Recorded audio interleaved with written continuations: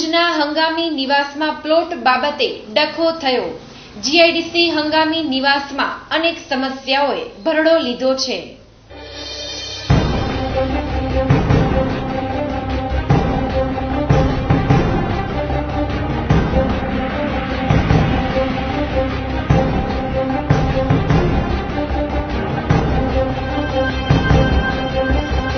ભુજના જીઆઈડીસી વિસ્તારના હંગામી આવાસોમાં રાજીવ આવાસ અંતર્ગત 4.25 લાખ રૂપિયા મંજૂર થયા છે, જ્યારે 2,92,000નો ખર્ચ થયો છે।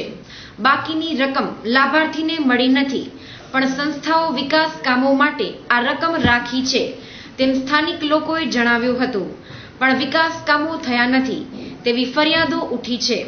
સમગ્ર બાબતે રાજીવ આવાસ સમિતિના પ્રમુખ કેસરબેન ચાવડાએ જણાવ્યું હતું કે હું અહીંયા જીઆઈડીસી હંગામી આવાસમાં છેલ્લા 14 વર્ષથી રહું છું અને હાલમાં જે રાજીવ આવાસના મકાનો ફાળવવામાં આવ્યા તેમાં જે સમિતિ છે તેની પ્રમુખ પણ છું। અને અહીંયા જે હાલનો પ્રશ્ન જે છે કે બધાને અલગ અલગ જ્ઞાતિવાઇઝ રહેવાની જે પ્રોસિજર કરવામાં આવી હતી તેમાં અમને બધાને પૂછવામાં આવ્યું કે તમે લોકો કેવી રીતે રહેવા માંગો છો, તો અમે લોકોએ કીધું કે અમે બધા જ્ઞાતિની રીતે જે પણ અમુક દાયરા હોય તે પ્રમાણે અમે પોતપોતાની જ્ઞાતિમાં રહેવા માંગીએ છીએ। બધાએ આ વાતને એક્સેપ્ટ કરી હતી અને અમે બધા નક્કી કર્યું કે ભાઈ આવી રીતે રહેશું, અને એ પ્રમાણે થયું હતું અને અમે બધા અલગ અલગ જ્ઞાતિવાઇઝ રહેવાનું નક્કી કરી લીધું હતું અને રહીએ પણ છીએ, મકાન બને પણ છે એ રીતે જ।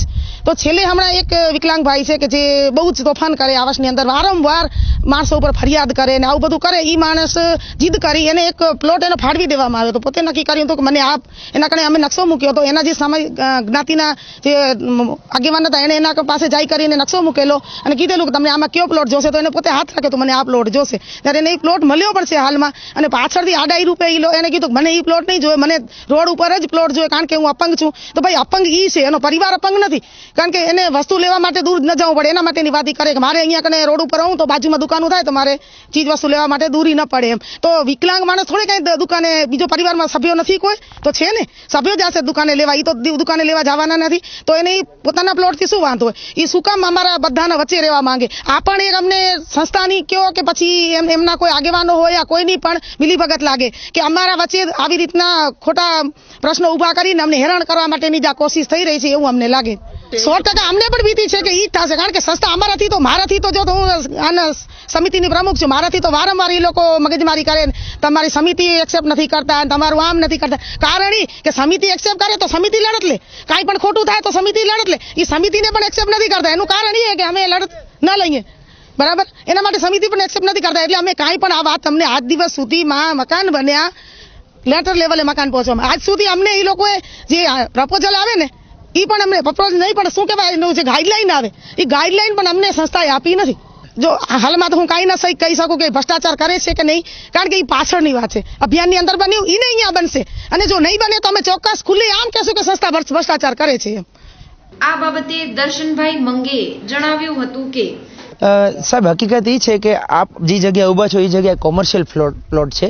હવે અહીંયા છે ને સમાજ વાઇઝ રહેવાની રચના છે, તો હવે એક આપણે કોઈ વ્યક્તિગત કોઈ ધાર્મિક રીતે નથી કહેતા, પણ હવે સમાજ વાઇઝમાં એક મોમેડિયન વ્યક્તિ છે એને અહીંયા પ્લોટ ફાળવવામાં આવે છે, પણ જે તે સમયે અહીંયા બીજા કોઈને પણ પ્લોટ ફાળવવામાં નથી આવ્યો ને એ વ્યક્તિને કોમર્શિયલમાં કેમ ફાળવવામાં આવે છે એ અમારો પ્રશ્ન એ છે।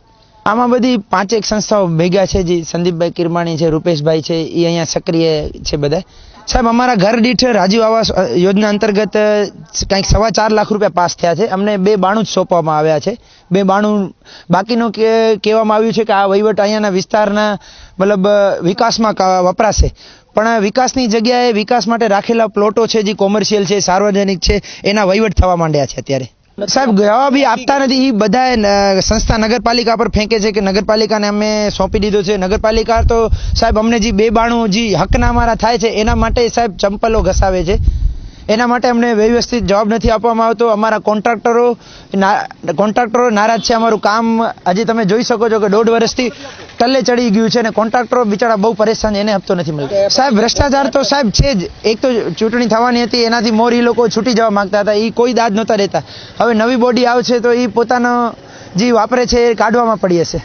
હા સાહેબ છેડા છબાવી, અને અમને તો વહીવટની પણ શંકા છે, છેડા છબાવી વહીવટ કરીને ફાળવવામાં આવે છે, નહીં તો કોઈ સરકારી જમીન નક્કી થઈ હોય કોમર્શિયલ કે સાર્વજનિક માટે એ ક્યાંય ફાળવણી હોય એવું અમે સાંભળ્યું નથી। આજ અમારી માંગ એ છે કે જે આ કોમર્શિયલ માટે ફાળવવામાં આવી છે તો ત્યાં કોમર્શિયલ જ બને, બાકી અગર જે ફાળવામાં એ લોકોને દેવી હતી તો અમને આગળ શું કામ ના આપી?